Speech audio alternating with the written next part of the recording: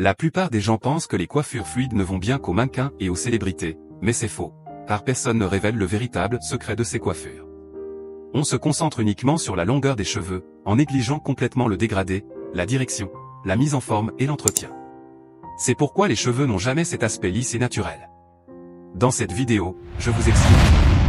Qu'est-ce qu'une coiffure fluide exactement? Comment faire pousser ses cheveux correctement? Commençons. Qu'est-ce que le flow? Le flow ne se résume pas à avoir les cheveux longs.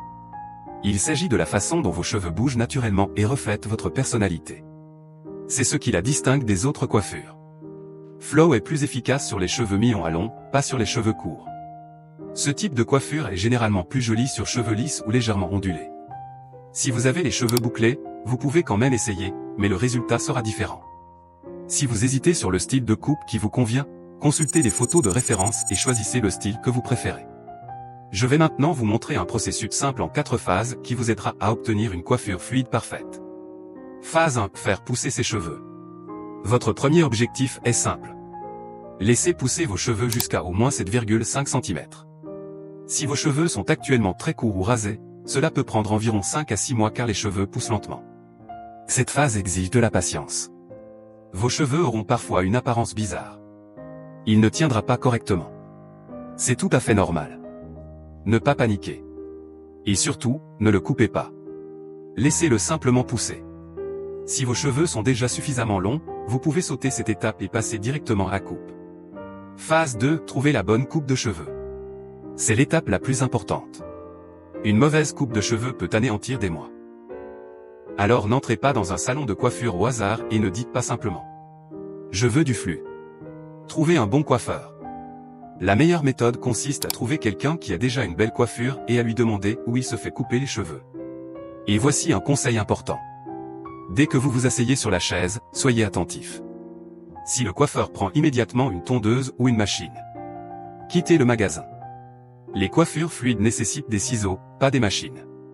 Apportez toujours des photos de référence. Ne vous contentez pas d'expliquer la coiffure, montrez-la. Et dites-le clairement à votre coiffeur. Je laisse pousser mes cheveux. Ne les coupez pas trop courts. Pas de décoloration. Pas de taille agressive. Vous recherchez des superpositions, de la texture et un mouvement naturel. Si vos cheveux sont encore courts, ne vous faites pas encore couper les cheveux complètement. Il suffit de faire une légère coupe tous les 2 à 3 mois pour donner une forme à vos cheveux sans perdre en longueur. Règle simple. Un bon coiffeur égale une bonne coupe. Mauvais coiffeur égale recommencer à zéro. Phase 3. Entretien quotidien. Maintenir un flux constant est honnêtement plus difficile que de l'accroître. D'abord, ne vous lavez pas les cheveux tous les jours. N'utilisez le shampoing que 2 à 3 fois par semaine, car un lavage excessif élimine les huiles naturelles et rend vos cheveux secs et frisottés. Utilisez toujours l'après-shampoing après le shampoing. Sans exception. Pour garder vos cheveux doux et faciles à coiffer, utilisez régulièrement un sérum ou un après-shampoing sans rinçage. Pour le peignage, utilisez un peigne à dents larges ou simplement vos doigts. Évitez les petits peignes car ils aplatissent les cheveux et en altèrent le mouvement. Chaque jour, repoussez vos cheveux vers l'arrière dans la direction où vous souhaitez qu'ils coulent. Avec le temps, vos cheveux prendront naturellement cette forme. Vous pouvez également utiliser un spray au sel marin pour plus de texture et de volume. Et un des conseils les plus importants. Évitez les coiffures à chaud quotidiennes. Évitez également les cires et gels épais. Elles rendent vos cheveux raides et artificiels, ce qui ruine complètement l'effet souple et naturel. Phase 4. Erreur à éviter. Erreur numéro 1. Trop de shampoing. Se laver les cheveux tous les jours avec un shampoing agressif les dessèche et provoque des frisottis. Flo a besoin de cheveux doux et sains, pas de cheveux secs et rêches. Deuxième erreur. Utiliser trop de gel ou de cire. Ces produits rendent les cheveux raides et empêchent leur mouvement naturel.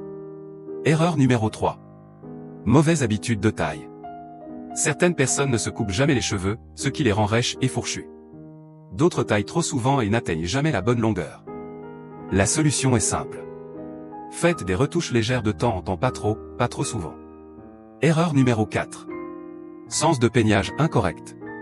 Utiliser un petit peigne et pousser ses cheveux vers le bas permet d'aplatir le tout et d'éliminer tout mouvement. Utilisez toujours un peigne à dents larges ou vos doigts et coiffez vos cheveux vers l'arrière.